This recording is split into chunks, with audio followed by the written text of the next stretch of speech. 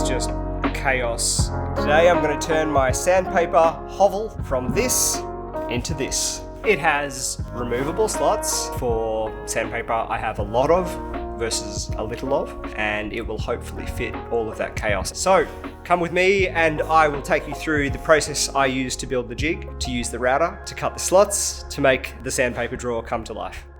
If you've watched any of the videos of me on YouTube, you'll be able to tell that my workshop isn't always the tidiest. It's just not something that comes naturally to me, and I've always got a lot on and more important things to do than keep it really tidy. But one area that is just truly chaotic and drives me insane is my sandpaper cave.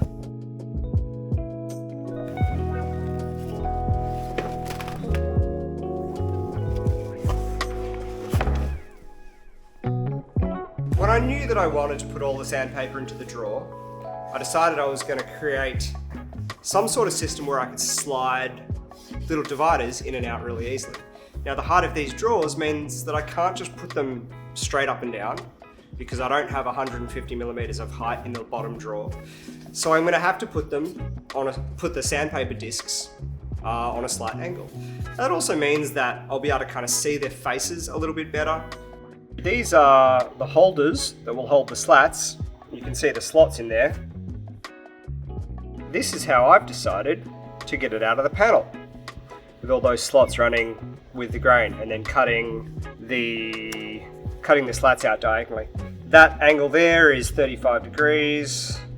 So I just need to place that on my board and chop out those slats, cut it all up. I'm hoping it's got to be more functional than what I have now. To cut these little channels in the plywood, I needed them to be a set distance apart, and so I created a jig using my trim router. I knew the little dividers would be made from 6mm marine ply that I had left over from another build. So I was able to use a 1/4" spiral router bit to route out those channels, and that gave enough room for these to fit in nice and snugly, but still be able to move slightly. I decided the simplest way to cut those channels or those grooves would be by creating a router jig that had a little fence that would slide in the groove itself so that each groove acts like the guide for the next one. It was a pretty simple jig to create. First of all, I just cut the piece of marine ply that I was going to use as the base. I drilled the holes in it using the existing router base as the template.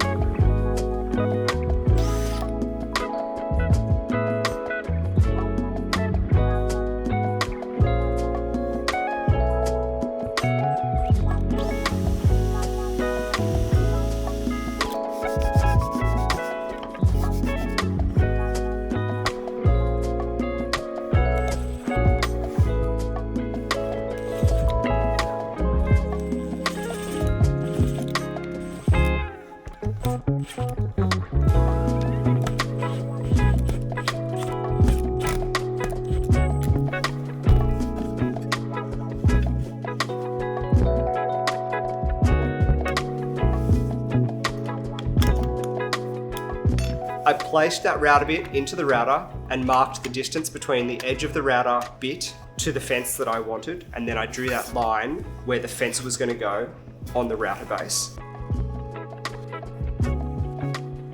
I then had to cut a very thin strip of timber that would slide in that 6.3mm slot or 1/4" slot.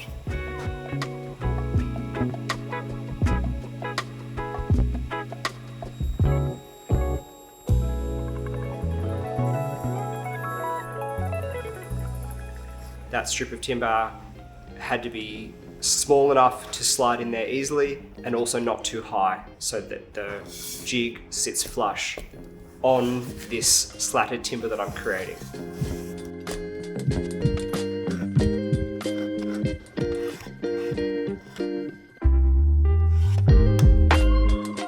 I I then removed a little bit of the fence where those screw holes were because they happened to align with where that fence was sitting.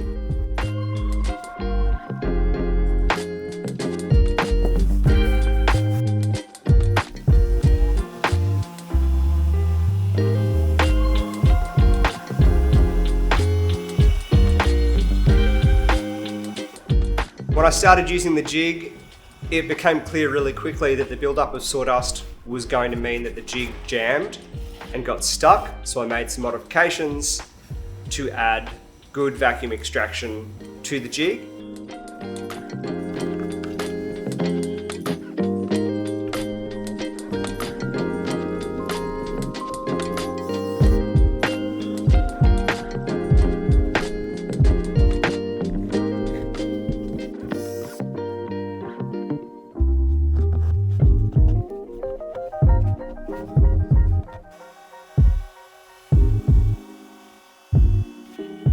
I found that it worked best to go up in one long pass and come back in the same slot, and that cleared all the dust out of that slot. Because the slot that I just cut acts as the guide track for the next slot, so it needs to be clear of dust.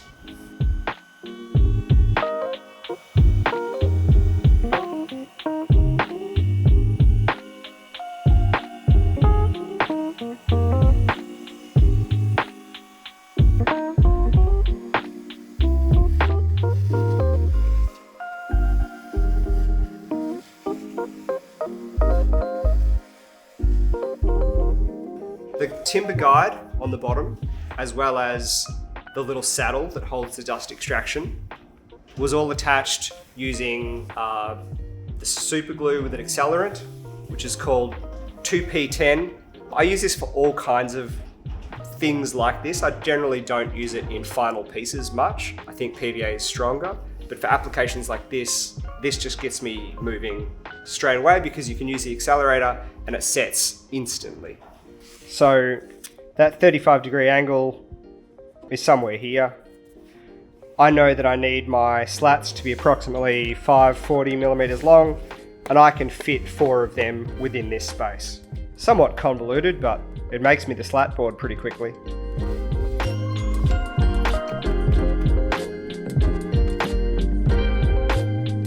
I could have cut these strips to size first and then used the jig to just cut these slats that I actually needed. Instead, I decided to cut slats in an entire board that I knew would fit these 4 and then cut these up. I did that because I knew that my initial guide was one long straight edge, which would mean that the pieces were just more accurate overall. And I thought it would be less fiddly than doing these short runs. I could just do some really long runs. And the process didn't take very long.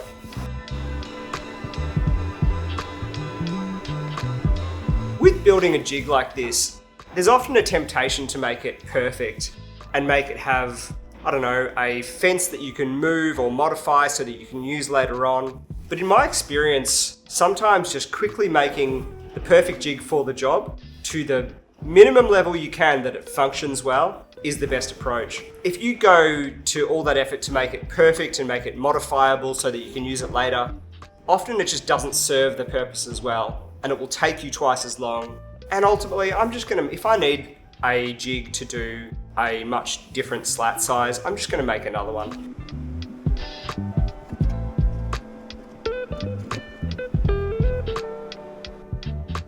After I'd ripped all of these slats into the sizes they needed to be, I got my thin 6mm ply and I ripped that all up on the panel saw. One edge of that has a 35-degree angle cut, the same angle that these slots are to the top or bottom edge, so that the bottom edge of that little insert sits flat on the bottom of the drawer and pieces of sandpaper aren't going to weasel their way underneath it.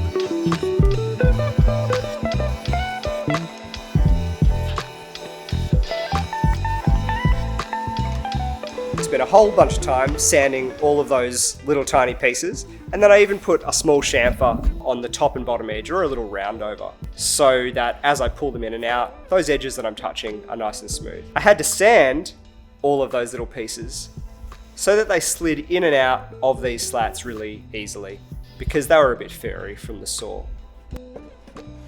I designed this whole piece so that it is essentially a friction fit in the drawer, which means there's not a lot of slop in there. I sort of had to tap it in gently with a hammer. It also means that it doesn't need any glue or any fixings to hold together. Once the drawer box itself will hold that whole thing together. If it ever gets moved, which it won't, then I could put some glue on it. But I really want to be able to move all of those slats in and out, all those little dividers in and out really easily, so that I can customize the whole drawer as I get different sandpaper arrangements, or just to make sure that it works really well for me.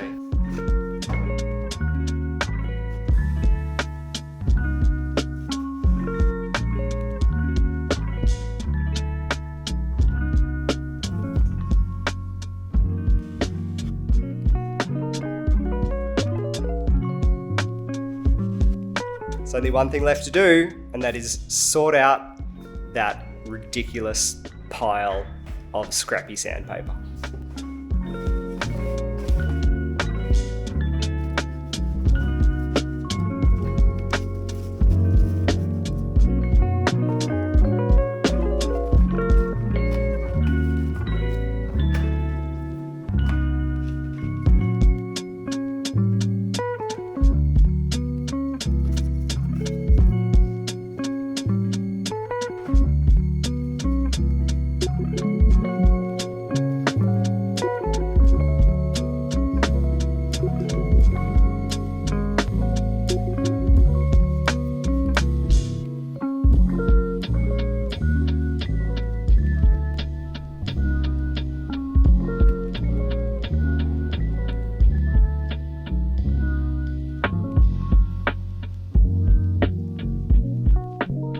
Thanks for joining me in my workshop again. I hope you got something out of that. Obviously, that particular sandpaper drawer is very unique to me, but I'm sure everyone has a similar issue.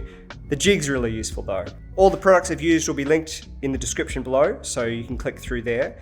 Don't forget to like and subscribe. I'll be back next week with some other random thing that's either in my workshop as an actual job, or just some improvement that I'm making, or a tip that I want to show you. So don't forget to follow, and I'll see you next week.